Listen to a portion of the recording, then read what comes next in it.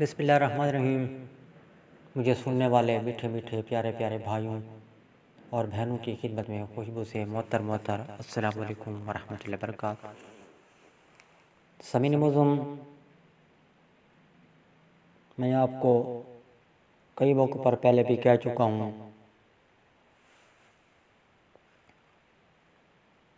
کہ حفاظ کرام جو ہوتے ہیں یہ بڑے ذہین فطین ہوتے ہیں، اس کے ساتھ یہ بڑے محنتی بھی ہوتے ہیں۔ بعض حفاظ کرام میں نے ایسے بھی دیکھے ہیں، وہ مساجد کی نظاری تو پوری کرتے ہی کرتے ہیں، ساتھ ساتھ دیگر کام بھی کرتے ہیں کہ ان کا گھرانہ عمدہ اچھے طریقے کے ساتھ چل سکے، وہ کسی کے آگے ہاتھ نہ پھیلائیں۔ ان حفاظ کرام پر مجھے رحم ترس آتا ہے کہ یہ قلیل تنخواہوں پر لگاتار کام کرتے ہیں۔ یوں سمجھ لیں کہ یہ مسلسل کام کرتے ہیں 24 گھنٹے بھی۔ یہ بچوں کو پڑھائیں، یہ جنازے پڑھائیں، یہ 5 نمازیں پڑھائیں، ان سے متولیان علیہ رحمت و رحمان، اللہ تعالیٰ ان پر رحم کرے۔ یہ حفاظ کرام سے ہر طرح کے کام لیتے ہیں۔ بعض حفاظ کرام سے متولیان گھر کے کام بھی کرواتے ہیں کہ جی حافظ صاحب جی فارغ بیٹھے ہوئے ہیں، جی یہ لیں سلنڈر پکڑیں، جی حضرت یہ لیں پیسے، فلاں فلاں دکان پر جائیں بھروا کر لائیں، جی اچھا حضرت۔ حافظ صاحب گئے، پھر سلنڈر بھروا کر آ گئے، جی حافظ صاحب کہاں چلے گئے تھے، اتنی لیٹ ہو گئی، جی رش تھا۔ حافظ صاحب اللہ کے بندے ہیں، جلدی جایا کریں، جلدی آیا کریں۔ حالانکہ حفاظ کرام کو وہ متولیان الگ سے معاوضہ نہیں دیتے ہیں ان کاموں کا، اور حفاظ کرام کو میں نے سنا ہے کہ یہ بھی کہا جاتا ہے، میں پہلے بھی عرض کر چکا ہوں کہ آپ یہ جو ہے نا مساجد کی لیٹرینیں ہوتی ہیں یہ بھی صاف کر دیا کریں، کیونکہ آپ وہیں پر رہتے ہیں مساجد میں، استعمال کریں لیٹرینیں۔ اگر اور لوگ استعمال کرتے تو ثواب ہوگا، اب اور کوئی آدمی کہاں سے رکھیں، اتنی رقم ہے نہیں، وہ کام بھی سارے کرواتے ہیں۔ سامعین معظم، ایک اہل علم نے اسی موقع پر ایک متولی کو کہا کہ جناب والا امام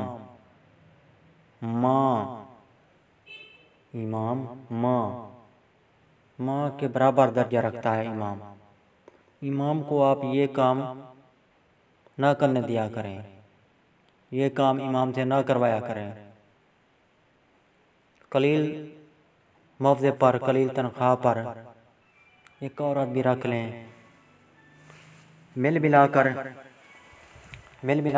ایک عورت بھی رکھ لیتے ہیں، اس سے یہ کام کرواتے ہیں، سارے اہل محلہ مل کر پیسہ دیں گے، یہ آسانی کے ساتھ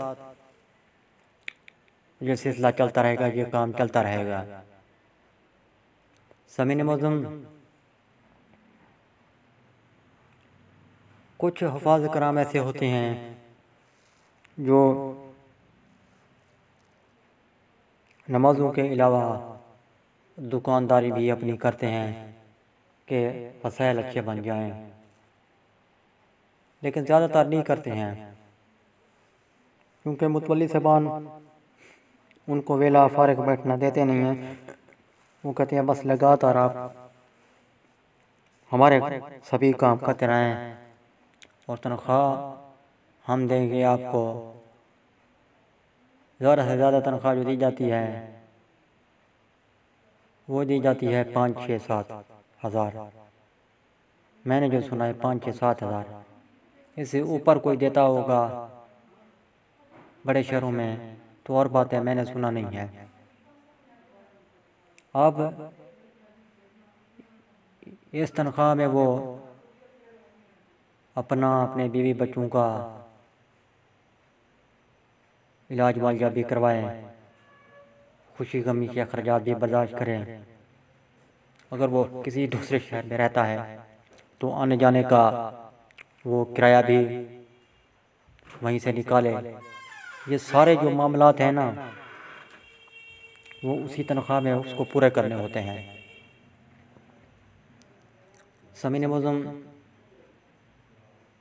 اس لیے مجھے جو ہے نا ان حفاظ کرام پر بہت رحم بھی آتا ہے کہ یہ کس طرح کیسے اپنی گزر بسر کر رہے ہوں گے۔ سامعین معظم، یہ متولیان کے آگے حق بات بھی نہیں کر سکتے ہیں۔ اگر یہ اونچا بولیں یا یوں کہیں کہ جی ہم یہ جو لیٹرین ہے یہ صاف نہیں کرتے ہیں، یہ کسی اور کے ذمہ لگائیں، یا یوں کہیں کہ ہماری تنخواہ بڑھائیں یا ہم سے دیگر کام نہ کروائے جائیں، تو متولیان بڑے غرور میں، تکبر میں، انا کے لہجے میں کہتے ہیں کہ جی چھوڑ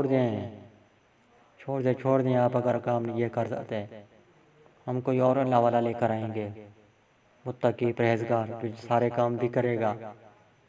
آپ سے یہ کام نہیں ہو سکتے ہیں، ہمیں پہلے پتہ تھا، بس چلے جائیں۔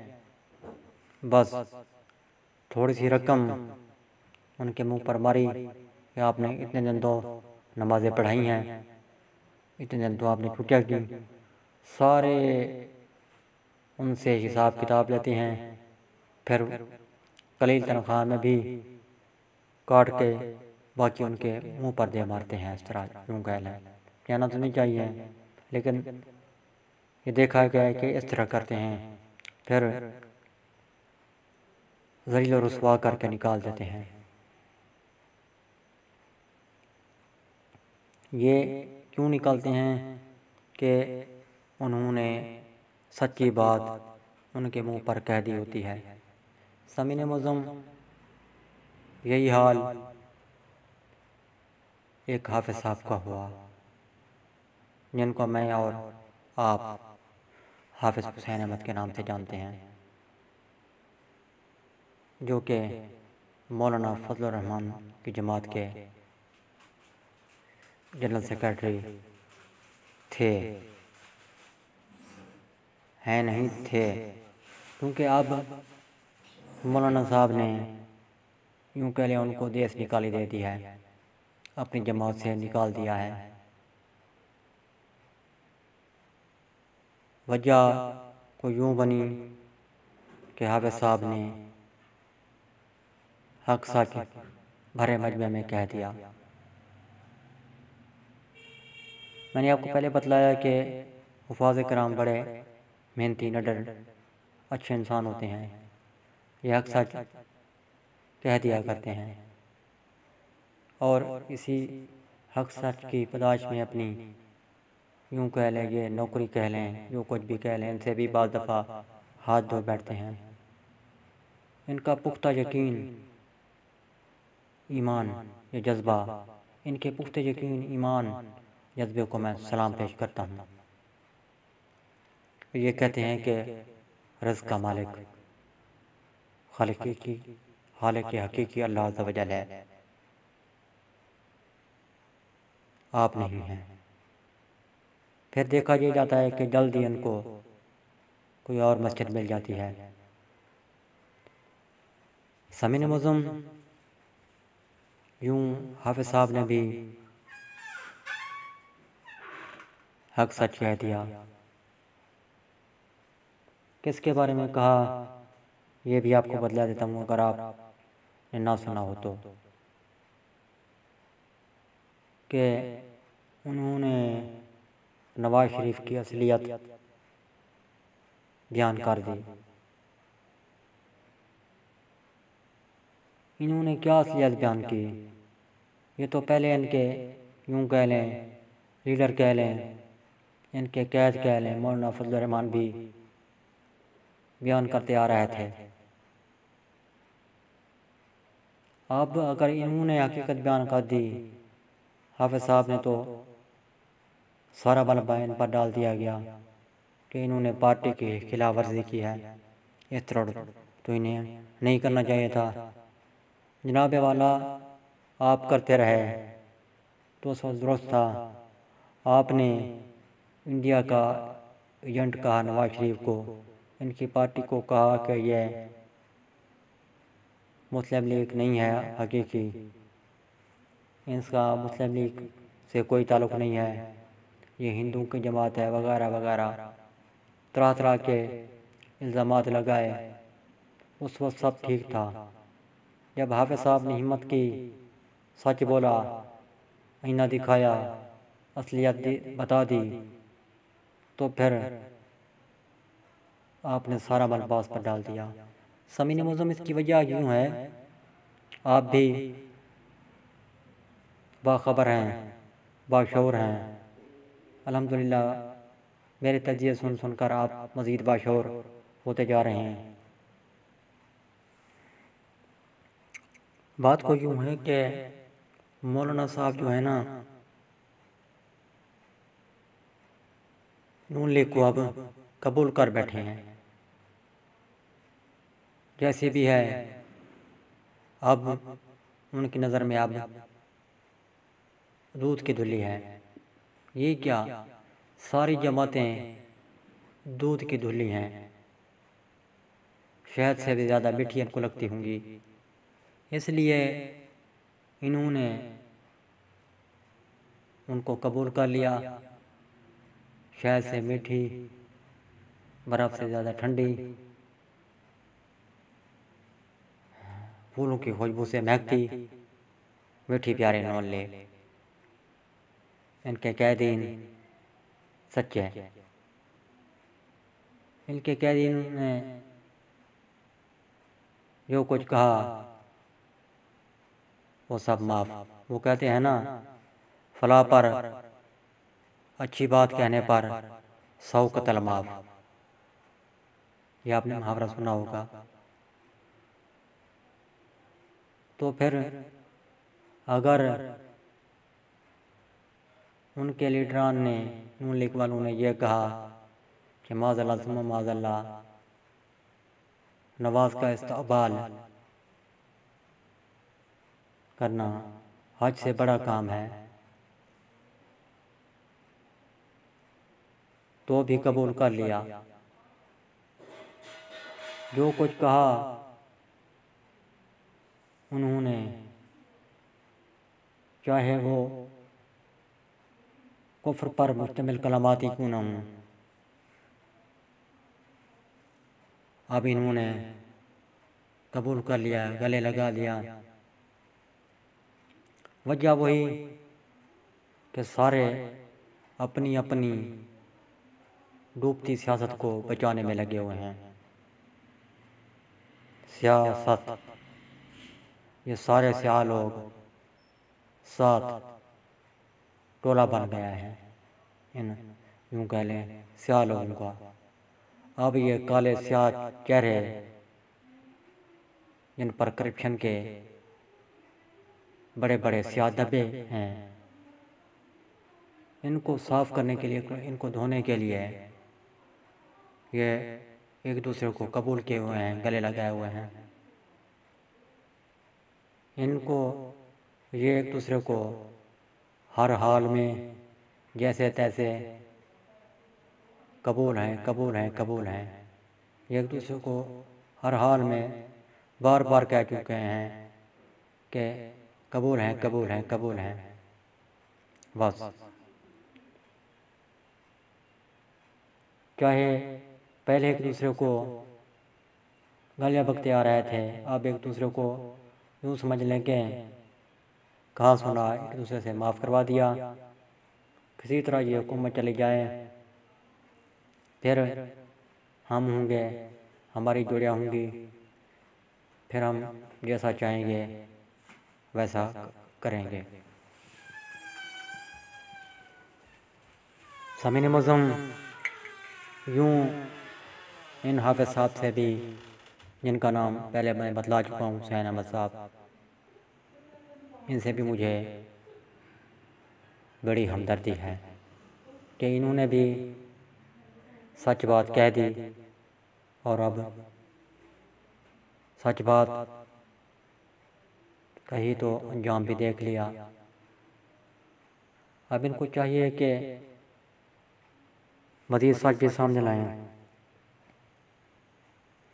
اپنے قید کو بھی آئینہ دکھا دیں کہ جناب والا آپ جو کہتے آ رہے تھے اس وقت، میں نے تو وہی باتیں دہرائی ہیں کہ آپ جو کہتے آ رہے تھے وہ آپ جھوٹ کہتے آ رہے تھے۔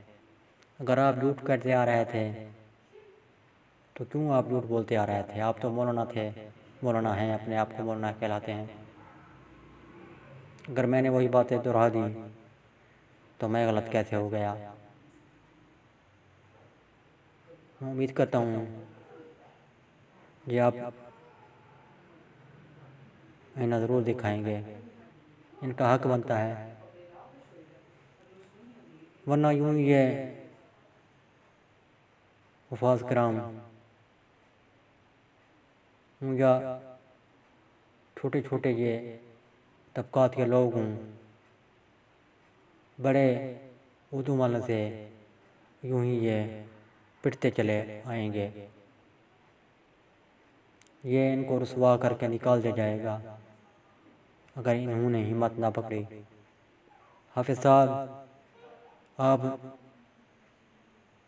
برخاستہ برملا جملے کہنے کے یوں سمجھ لے مہر ہیں، صحافیوں کو آپ لاجواب کر دیا کرتے ہیں، تو ہمت پکڑیں، اپنے قید کو بھی لاجواب کر دیں،